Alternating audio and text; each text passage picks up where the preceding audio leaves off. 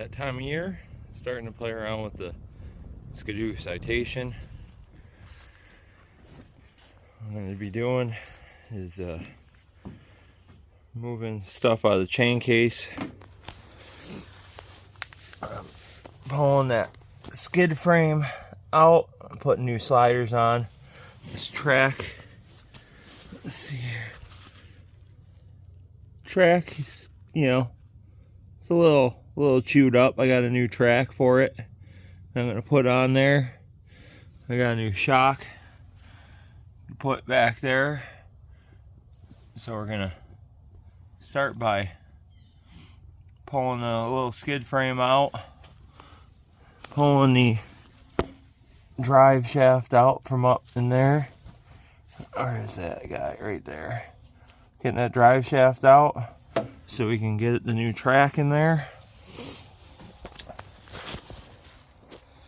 The other exciting development is I found a throttle cable for the dual carb and oil injection.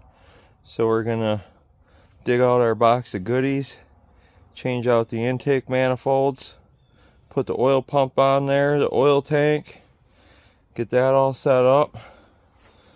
We got a little mouse nest to contend with. There's one down there, and I don't know if I'll be able to get a good shot. There's one down below the engine. Yeah, you kind of see some stuff down there. So we'll go ahead and get some of that stuff cleaned up and start getting some of that, getting some stuff pulled apart. Stay tuned. Alright, first thing we're gonna do, we're gonna pull the chain case cover off. So we're gonna start by removing these 10mm bolts here.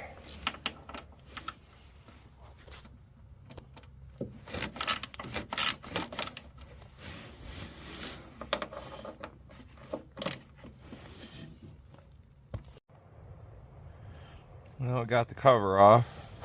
Now if you look right, or is it right there, that little half round piece of metal that's stuck in there at the spring, and there's some other metal flakes. I can see that like right there, you can see the roller is missing. I'm sure that there's probably other ones. And you can see where the chain was slapping around. That is not good. Not good, my friends. It looks like also the chain was a little loose. So we're gonna have to address that chain issue there. A little unexpected venture, but next thing we're gonna do is down on that lower shaft, there's a snap ring. We're going to pull that snap ring and get the sprocket and try to get the chain off of there.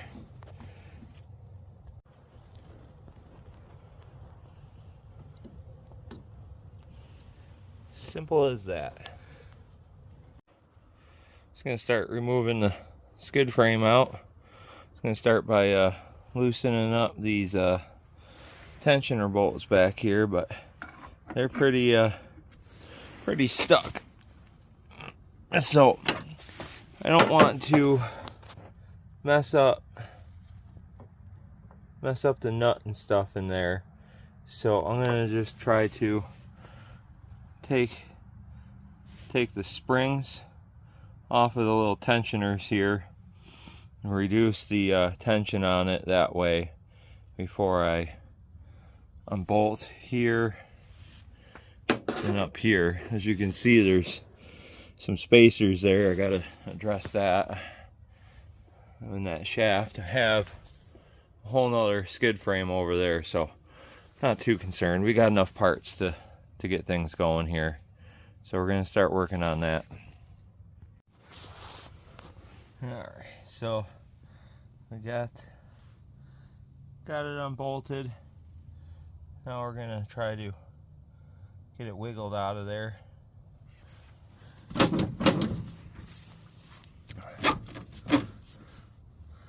That should be fun.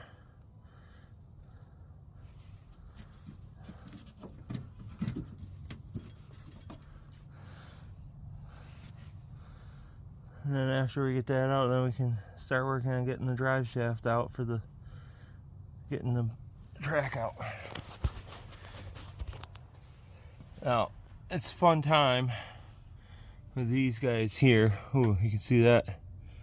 That in there does not look very friendly, but the centerpiece is loose, so you kind of got to play around with tightening and loosening it until you get both sides loose, and then you can twist them right out.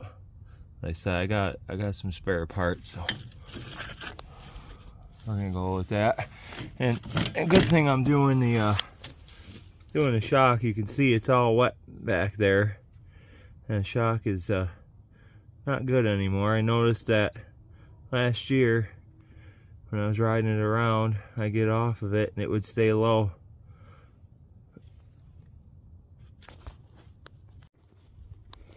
Here we are out in the light. You can see the slide is definitely boogered up. But the oh,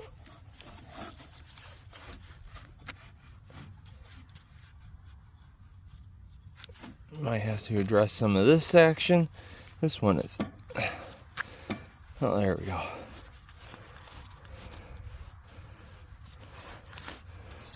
Not the best, but the wheels are in good shape.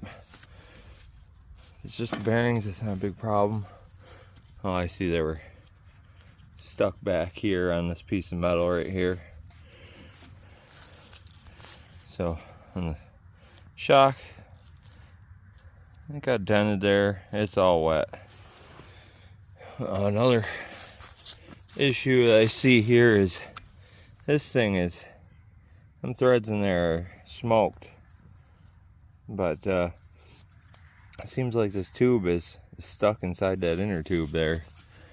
So, good thing we got a whole parts unit here. It's got some extra aluminum bars there. We'll see. This does not appear to be correct.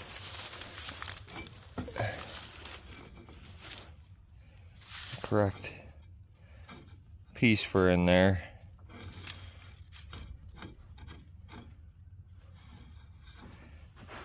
So we'll figure some stuff out and we'll be back. Alright, next thing we're going to do is start unbolting this plate.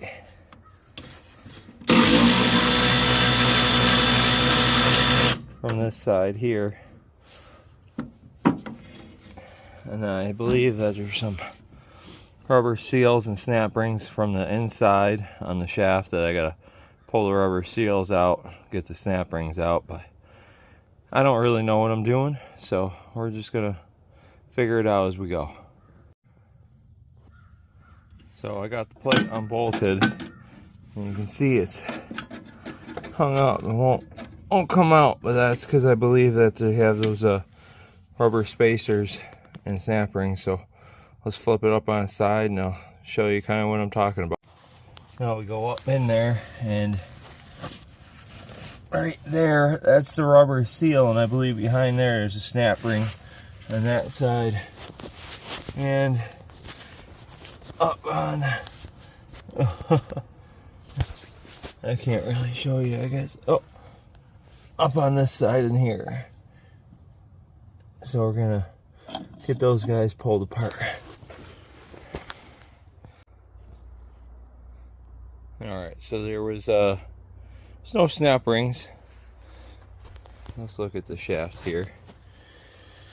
So there was this rubber seal in there, and you can see it has this groove. And that groove is fitting up inside of a groove into there. So you just pull that out, and then same thing on the other side. So I pulled that guy out, and then the part on the inside I was able to just slide off, and then flipped up on its side, and then was able to work it down and then pull it out from the top, and now the track's free. Alright, that's fun. So here we have our new track. Probably gonna put this up in stage videos. So comment, how do you think that should go? You see how the lugs are here? Normally you got one way for go, another way to stop. How do you guys like to put them in there? You like to put them in there? See the way the snowmobile is here? This way with it angled that way? Or do you like to flip it around so that way it scoops, bites, and has some go traction? How do you guys like to put them in there? Put a comment down below on what do you think the proper way is. The proper way, I believe, is the way that it is right there. But I don't think I'm going to do it that way. I think I'm going to do it for traction for go, not traction for stop. I think that's where I'm going to leave off today. I have a couple more things to do. On the ski down here, I don't know if you can see it, but there is a crack right there. So I'm going to take it apart, and years ago somebody welded the pin in there. So I think I'm going to try to get the ski off. I did this one last winter because it broke on me. So this ski is new, but I'm gonna have to order up some new pins, because like I said, that pin back there is welded on. I think this pin up here is oh no, that one's got the clip on it. But I'm gonna order up some new hardware and probably replace the ski. You know, like I said, put the slide rails on, shock on, figure out the tube situation, grease some bearings, the slack adjusters, I gotta take care of that. So we'll probably do that in another video. So that's where I'm going to leave it off today. Have yourself a happy Thanksgiving and keep having fun.